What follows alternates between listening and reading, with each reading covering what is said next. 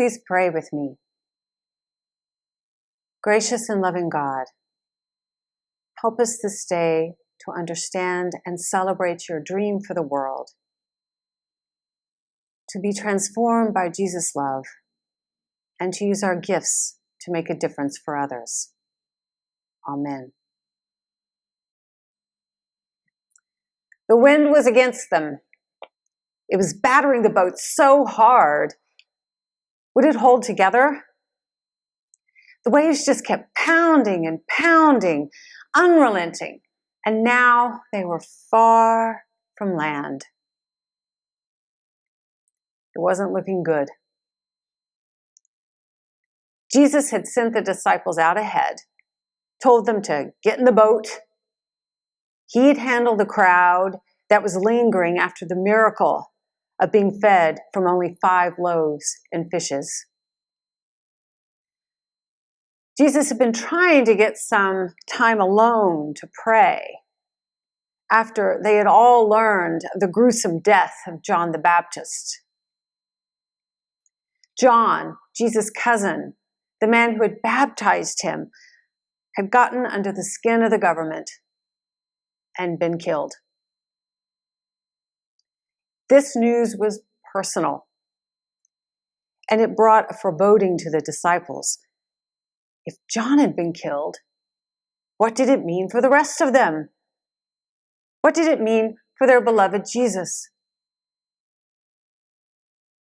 So they didn't begrudge him the need for some time alone in solitary prayer after many attempts to try and do so. So they did as he asked. Though it made them nervous, no one could really swim in those days. The waters were to be feared, full of uncertainty, full of the unknown, of monsters. But they had just witnessed the miracle of the feeding of the 5,000. They trusted, they loved, so they got in the boat. On their own, they went ahead. Now, the wind was against them. They were so far away from Jesus. They were about to accept their fate, whatever it was. And then they see a ghost. The disciples start screaming in terror. Perhaps this meant they were going to die there in the sea after all. Jesus hears their cries of terror and immediately says, "Take heart. It is I. Do not be afraid." Then Peter, in response, does this strange thing. He asks to come to him on the water in the storm. Now, many have heard the story of Jesus walking on water. Each of the Gospels has this story, but only Matthew has the story of Peter in it. And most of the time, we hear this story and think, oh, there goes Peter, being his brash, kind of arrogant self, wanting to walk on water too, and then being true to Peter's character, having the big fail. And we focus also on the, "Oh, ye of little faith" line, and we make the story like a reprimand, a contest about measuring how much faith we have, like it's a commodity. If we all just had the right amount of faith, we'd all be walking on the water. But I think Matthew is placing Peter in this story to show the early Christians he was writing to what to do when persecuted, when the times are against you. Jesus says, "Take heart." And this can be translated as have courage. The root word of the English courage is the Latin cor, coming from the French cœur, which means heart. Jesus is telling the disciples, go into your heart. The one here. Go into your heart. And he says, it is I, which can be translated, I am, which is what God said to Moses in the burning bush. So, Jesus is outing himself to these terrified disciples in a storm at sea as the Son of God. And Peter actually gets it. He understands. He knows he is seeing God's Son because he goes into his heart as commanded. This vision is bigger for him than the winds of the terrible storm. Peter doesn't ask Jesus to stop the winds, still the storm. Instead, he asks to come to Jesus in the midst of the storm.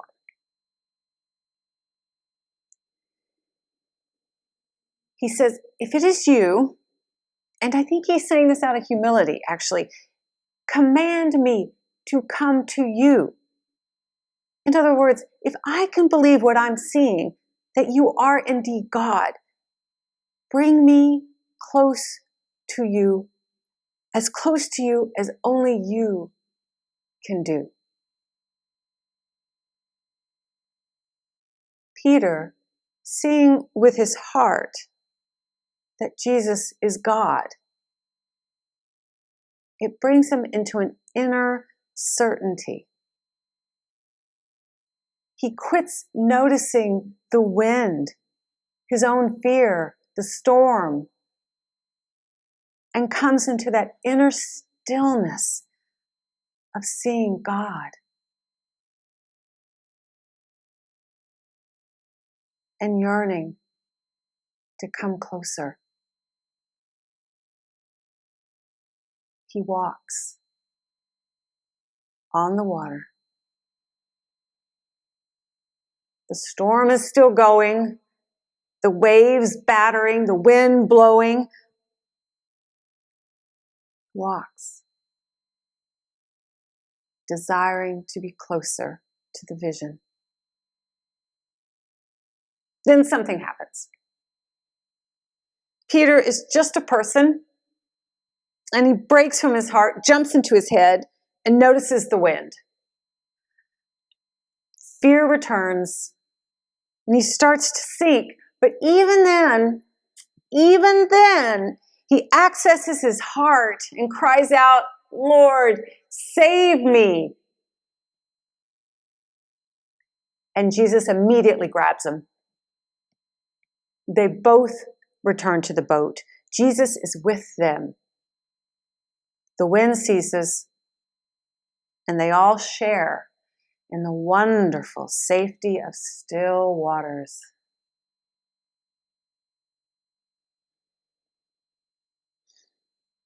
This past week, I was brought into heart stillness and silence with stories of people taking heart as Jesus said to.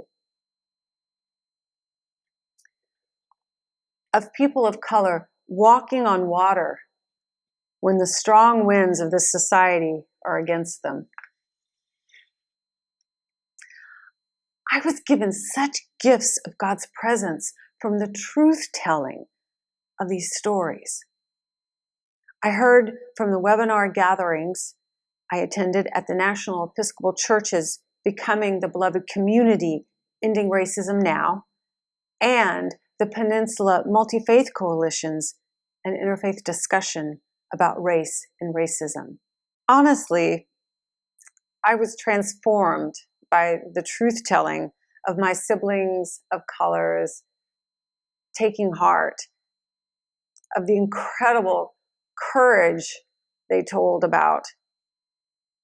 One story that was shared by the panelist Alexis Lewis during the Peninsula Multi-Faith Coalition's discussion was about her mother.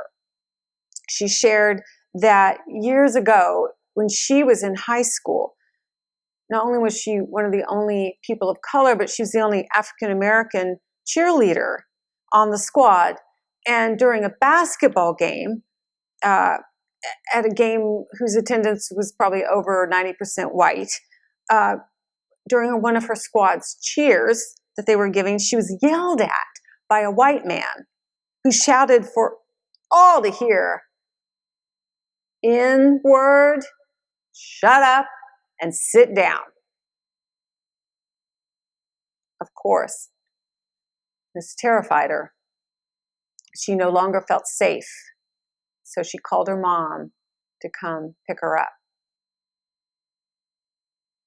When her mom came and heard her story, she said her mom took her by the hand and they walked into the gym and onto the court, and her mom stopped the game right there in the middle of the court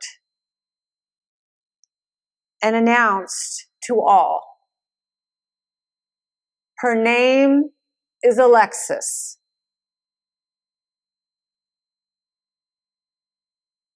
Silence.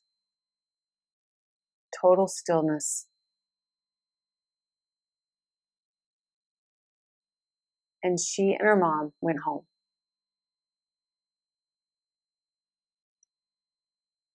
Alexis' mom saw through the winds that were blowing against her and her daughter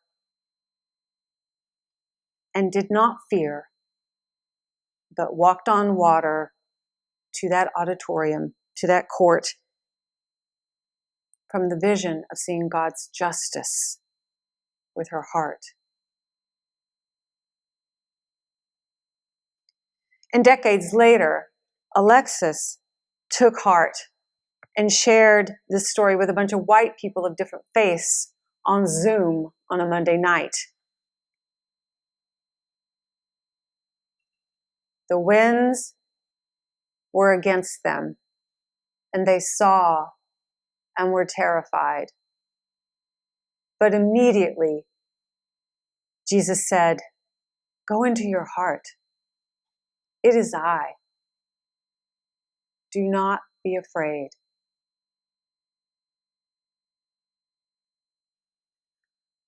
I, as a white woman living in a nice house in Burlingame, I must receive these stories from my siblings of color by going into my heart as Jesus commands me to do.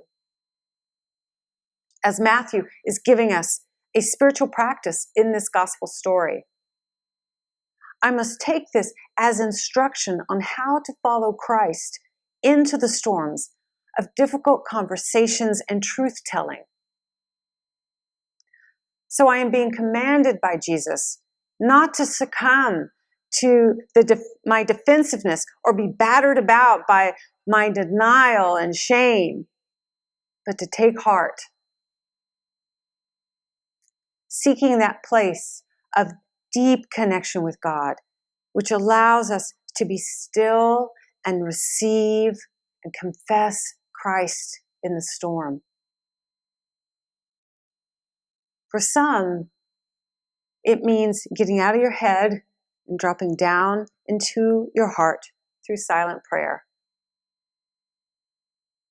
For others, it's breathing deeply and taking a contemplative walk, getting out of reactive emotion and into the groundedness of being in your body. It's by reading and praying the scriptures daily. Read this story in Matthew every day this week and put yourself in it, meditating on the images that come up for you.